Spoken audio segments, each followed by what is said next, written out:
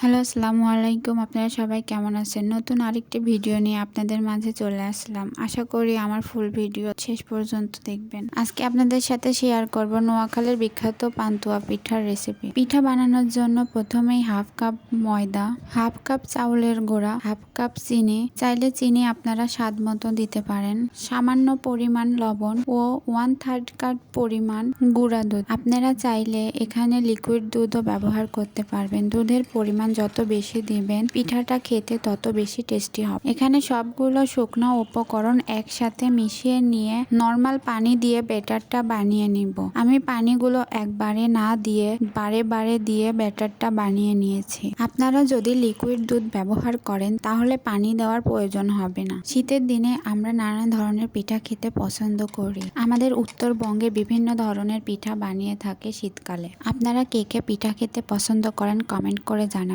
ব্যাটারটা একটু পাতলা করে বানিয়ে নিতে হবে। ব্যাটারটা বানানো হয়ে গেলে আমি অন্য একটি পাত্রে অর্ধেক ব্যাটার ঢেলে তার মধ্যে একটু ফুড কালার ব্যবহার করলাম। সাদা এবং হলুদ পিঠাটা দেখতে অনেকটাই সুন্দর দেখাবে। ব্যাটারটা যখন আপনার হ্যান্ডউইক্সের সাথে লেগে না যাচ্ছে তখন ভাববেন ব্যাটারটা রেডি। একটা নন স্টিক পাত্রে কিছুটা তেল দিয়ে তেলটা চারিদিকে ছড়িয়ে গরম করে নিব। তেল গরম হয়ে গেলে তার মধ্যে একটা ডিম ভেঙে দিয়ে ডিমটি সুন্দর করে পোস্ট করে নেব। পোস্ট ডিমটি লম্বালম্বি ভাঁজ দিব।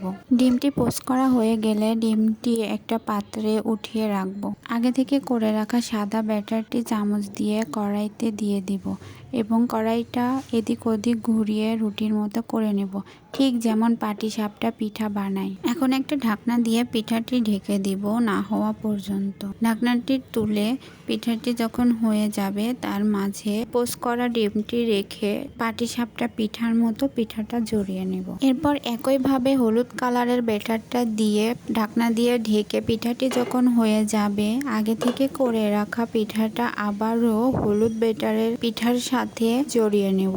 বারবার এভাবেই সাদা ব্যাটার এবং হলুদ ব্যাটারের সাথে পিঠা বানিয়ে নিতে হবে, ঠিক ততক্ষণ যতক্ষণ আপনার ব্যাটারগুলো না ফুরাচ্ছে। এই তো হয়ে গেছে নোয়াখালীর বিখ্যাত পান্তুয়া পিঠা। এখন একটি ছুরির সাহায্যে পিঠাটি কেটে নেব। এই পিঠাটি বানানো অন্য কিছু পিঠার মতো কঠিন নয়। এই পিঠাটি বানাতে সময়ও কম লাগে। ঘরে থাকা কিছু উপকরণ দিয়ে এই পিঠাটি সহজেই বানিয়ে ফেলা যায়। আমার ভিডিওটি আপনাদের কাছে কেমন লেগেছে তা কমেন্ট করে জানাবেন এবং আপনাদের অঞ্চলে কোন পিঠাটি বিখ্যাত তার নাম লিখে যাবেন। আজকের ভিডিও এখানেই শেষ করছি। সবাই ভালো থাকুন, সুস্থ থাকুন। আল্লাহ হাফেজ।